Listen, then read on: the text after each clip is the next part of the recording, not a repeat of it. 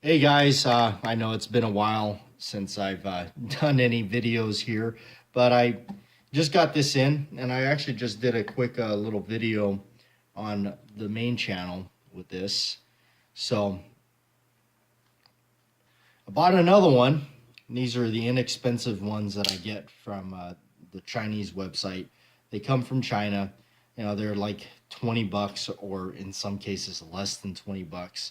Not a bad sized one. And I gotta say, you know, for something that comes from China and for the price, they really actually feel pretty well made. I'm sure the steel is not all that great, but one thing I was doing with the video was I was showing how to stain this, and that's what I'm doing here. I got my Phoebing's leather dye. You guys know I'm a big fan of John Wayne and everything, so to have it look more like that, and actually the video doesn't show it as dark as it is. I don't know, maybe the lighting. So, but so that's what I'm doing, just finishing this up. I figured I'd let you guys join me for the rest of the process here. I did a brief video on it. I'll post that on the main channel. And so, but yeah, probably a smaller Q-tip would work, but if believe it or not, I can't put my hand on any Q-tips right now because I don't have any. Okay, so what I do is get that with the safety up here.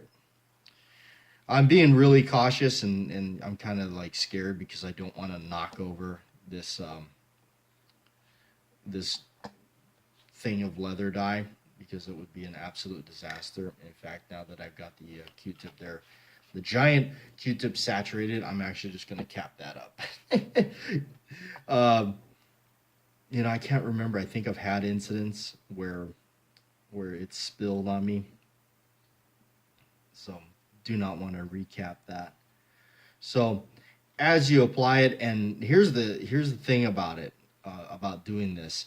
The cheaper, and I'm serious about this, the cheaper that the plastic is, or the grip that you want to do this to, the cheaper it is, the better it's going to take to the staining. Seriously. I remember a story, I've told this, I believe, on video, where I had some Hogue type grips like this for my 6-gun, a single action, and dropped. I was trying to. Well, it was. What happened was the story. You guys know.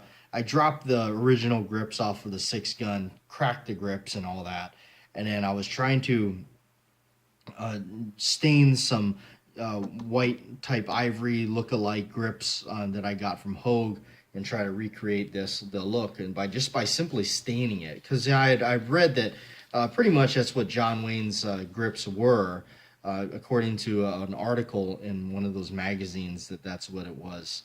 So don't know how much exact merit there is to that, but that's what was said.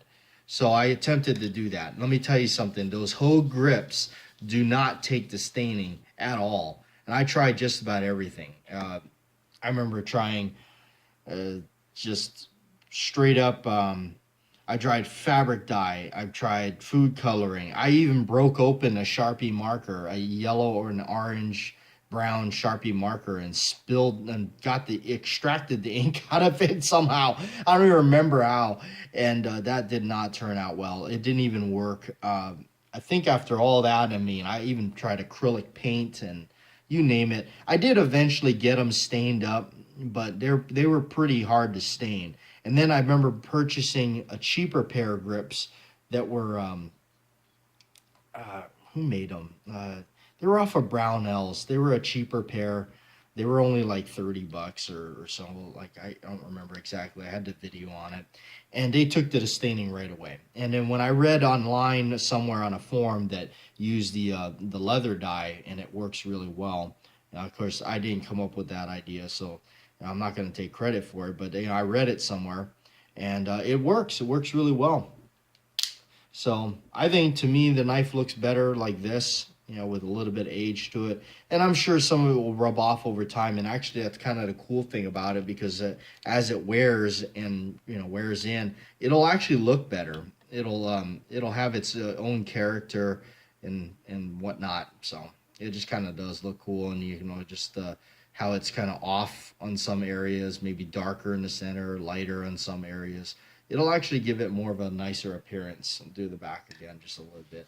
And the more you add to it, the darker it'll come. And of course, I'm using the lighter brown stuff. If you were to go a little bit darker on the brown, for if you wanted the appearance to be even darker, you could do that. And if you don't have light brown stuff and you wanted to create light brown stuff out of this, like this, all you do is really just take some of like if I had dark brown, all I would do is take a little bit and mix it with some denatured alcohol or something.